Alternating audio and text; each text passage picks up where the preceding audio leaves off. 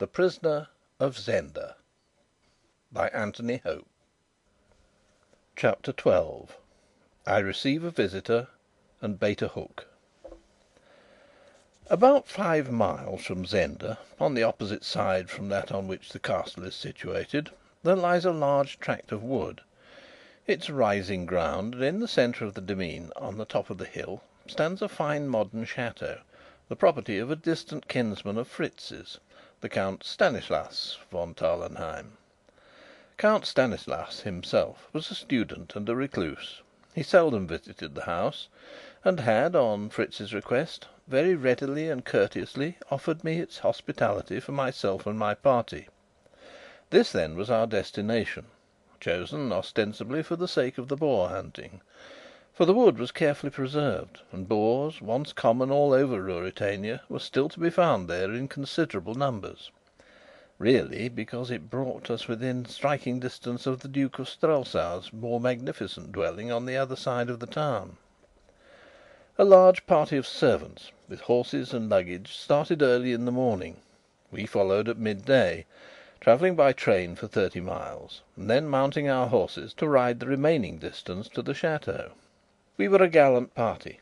Besides Sapt and Fritz, I was accompanied by 10 gentlemen.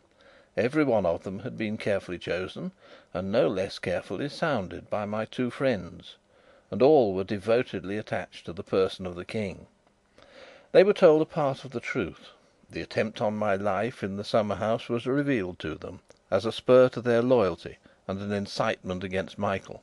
They were also informed that a friend of the King's was suspected to be forcibly confined within the castle of Zenda. His rescue was one of the objects of the expedition; but, it was added, the King's main desire was to carry into effect certain steps against his treacherous brother, as to the precise nature of which they could not at present be further enlightened. Enough that the King commanded their services, and would rely on their devotion when occasion arose to call for it. Young, well bred, brave, and loyal, they asked no more. They were ready to prove their dutiful obedience, and prayed for a fight as the best and most exhilarating mode of showing it. Thus the scene was shifted from Strelsau to the chateau of Tarlenheim and castle of Zenda, which frowned at us across the valley. I tried to shift my thoughts also, to forget my love, and to bend all my energies to the task before me. It was to get the King out of the castle alive. Force was useless; in some trick lay the chance, and I had already an inkling of what we must do. But I was terribly hampered by the publicity which attended my movements. Michael must know by now of my expedition, and I knew Michael too well to suppose that his eyes would be blinded by the feint of the boar hunt. He would understand very well what the real quarry was. That, however, must be risked, that and all it might mean; for Sapt, no less than myself, recognised that the present state of things had become unendurable. And there was one thing that I dared to calculate on, not, as I now know, without warrant. It was this: that Black Michael would not believe that I meant well by the King. He could not appreciate, I will not say an honest man, for the thoughts of my own heart have been revealed, but a man acting honestly. He saw my opportunity as I had seen it, as Sapt had seen it. He knew the princess; nay, and I declare that a sneaking sort of pity for him invaded me, in his way loved her. He would think that Sapt and Fritz could be bribed, so the bribe was large enough. Thinking thus, would he kill the King, my rival and my danger? Ay, verily, that he would, with as little compunction as he would kill a rat. But he would kill Rudolf Rassendyll first, if he could; and nothing but the certainty of being utterly damned by the release of the King alive and his restoration to the throne would drive him to throw away the trump card which he held in reserve to baulk the supposed game of the impudent impostor Rassendyll. Musing on all this as I rode along, I took courage. Michael knew of my coming, sure enough. I had not been in the house an hour when an imposing embassy arrived from him. He did not quite reach the impudence of sending my would-be assassins, but he sent the other 3 of his famous 6, the 3 Ruritanian gentlemen, Lauengram, Krafstein, and Rupert Hentzau. A fine strapping trio they were, splendidly horsed and admirably equipped. Young Rupert, who looked like a daredevil, and could not have been more than 22 or 23, took the lead, and made us the neatest speech, wherein my devoted subject and loving brother, Michael of Strelsau, prayed me to pardon him for not paying his addresses in person, and further for not putting his castle at my disposal, the reason for both of these apparent derelictions being that he and several of his servants lay sick of scarlet fever, and were in a very sad and also a very infectious state. So declared young Rupert, with an insolent smile on his curling upper lip, and a toss of his thick hair. He was a handsome villain, and the gossip ran that many a lady had troubled her heart for him already. "If my brother has scarlet fever," said I, "he is nearer my complexion than he is wont to be, my lord. I trust he does not suffer." "He is able to attend to his affairs, sire? I hope all beneath your roof are not sick. What of my good friends De Gautet, Bersonin, and Detchard? I heard the last had suffered a hurt. Schlangengraf and Krafstein looked glum and uneasy, but young Rupert's smile grew broader. He hopes soon to find a medicine for it, sire," he answered. And I burst out laughing, for I knew what medicine Detchard longed for. It's called revenge. "You will dine with us, gentlemen?" I asked. Young Rupert was profuse in apologies. They had urgent duties at the Castle. "Then," said I, with a wave of my hand, "to our next meeting, gentlemen. May it make us better acquainted." "We will pray your Majesty for an early opportunity," quoth Rupert airily, and he strode past Sapt with such jeering scorn on his face that I saw the old fellow clench his fist and scowl black as night. For my part, if a man must needs be a knave, I would have him a debonair knave, and I liked Rupert Hentzau better than his long faced, close eyed companions. It makes your sin no worse, as I conceive, to do it à la mode and stylishly.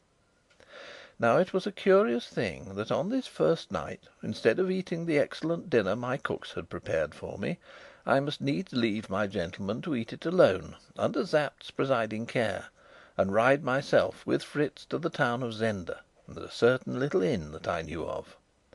There was little danger in the excursion. The evenings were long and light, and the road this side of Zenda well frequented. So off we rode, with a groom behind us. I muffled myself up in a big cloak. "Fritz," said I, as we entered the town, "there's an uncommonly pretty girl at this inn." "How do you know?" he asked. "Because I've been there," said I. "Since " he began. "No, before," said I. "But they'll recognize you." "Well, of course they will. Now, don't argue, my good fellow, but listen to me. We are two gentlemen of the King's household, and one of us has toothache. The other will order a private room and a dinner, and further a bottle of the best wine for the sufferer. And if he be as clever a fellow as I take him for, the pretty girl, and no other, will wait on us." "What if she won't?" objected Fritz. "My dear Fritz," said I, "if she won't for you, she will for me." We were at the inn. Nothing of me but my eyes were visible as I walked in. The landlady received us. 2 minutes later, my little friend, ever, I fear me, on the look out for such guests as might prove amusing, made her appearance. Dinner and the wine were ordered. I sat down in the private room. A minute later Fritz came in. "She's coming," he said. "If she were not, I should have to doubt the Countess Helga's taste." She came in. I gave her time to set the wine down. I didn't want it dropped. Fritz poured out a glass and gave it to me. "Is the gentleman in great pain?" the girl asked sympathetically. "The gentleman is no worse than when he saw you last," said I, throwing away my cloak. She started with a little shriek. Then she cried: "It was the King, then! I told mother so the moment I saw his picture. Oh, sir, forgive me!" "Faith, you gave me nothing that hurt much," said I. "But the things we said?" "I forgive them for the thing you did." "I must go and tell mother." "Stop!" said I, assuming a graver air. "We are not here for sport tonight. Go and bring dinner, and not a word of the King being here." She came back in a few minutes, looking grave, yet very curious. "Well, how is Johann?" I asked, beginning my dinner. "Oh, that fellow, sir my Lord King, I mean?" "Sir will do, please. How is he?" "We hardly see him now, sir." "And why not?" "I told him he came too often, sir," said she, tossing her head. "So he sulks and stays away?" "Yes, sir." "But you could bring him back?" I suggested, with a smile. "Perhaps I could," said she. "I know your powers, you see," said I, and she blushed with pleasure. "It's not only that, sir, that keeps him away. He's very busy at the Castle." "But there's no shooting on now?" "No, sir, but he's in charge of the house." "Johann turned housemaid?" The little girl was brimming over with gossip. "Well, there are no others," she said. "There's not a woman there not as servant, I mean. They do say but perhaps it's false, sir." "Let's have it for what it's worth," said I. "Indeed, I'm ashamed to tell you, sir." "Oh, see, I'm looking at the ceiling." "They do say there's a lady there, sir. But except for her, there's not a woman in the place, and Johann has to wait on the gentlemen." "Poor Johann! He must be overworked. Yet I'm sure he could find half an hour to come and see you." "It would depend on the time, sir, perhaps." "Do you love him?" I asked. "Not I, sir." "And you wish to serve the King?" "Yes, sir." "Then tell him to meet you at the second milestone out of Zenda tomorrow evening at 10 o'clock. Say you'll be there, and will walk home with him." "Do you mean him harm, sir?" "Not if he will do as I bid him. But I think I've told you enough, my pretty maid. See that you do as I bid you. And mind, no one is to know that the King has been here." I spoke a little sternly, for there is seldom harm in infusing a little fear into a woman's liking for you, and I softened the effect by giving her a handsome present. Then we dined, and wrapping my cloak about my face, with Fritz leading the way, we went downstairs to our horses again. It was but 8:30, and hardly yet dark. The streets were full for such a quiet little place, and I could see that gossip was all agog. With the King on one side and the duke on the other, Zenda felt itself the centre of all Ruritania. We jogged gently through the town, but set our horses to a sharper pace when we reached the open country. "You want to catch this fellow, Johann?" asked Fritz. "Ay, and I fancy I've baited the hook right. Our little Delilah will bring our Samson. It's not enough, Fritz, to have no women in a house, though brother Michael showed some wisdom there. If you want safety, you must have none within 50 miles." "None nearer than Strelsau, for instance," said poor Fritz, with a lovelorn sigh. We reached the avenue of the chateau, and were soon at the house. As the hoofs of our horses sounded on the gravel, Sapt rushed out to meet us. "Thank God you're safe!" he cried. "Have you seen anything of them?" "Of whom?" I asked, dismounting. He drew us aside, that the grooms might not hear. "Lad," he said to me, "you must not ride about here unless with half a dozen of us. You know among our men a tall young fellow, Bernstein by name?" I knew him. He was a fine strapping young man, almost of my height and of light complexion. "He lies in his room upstairs, with a bullet through his arm."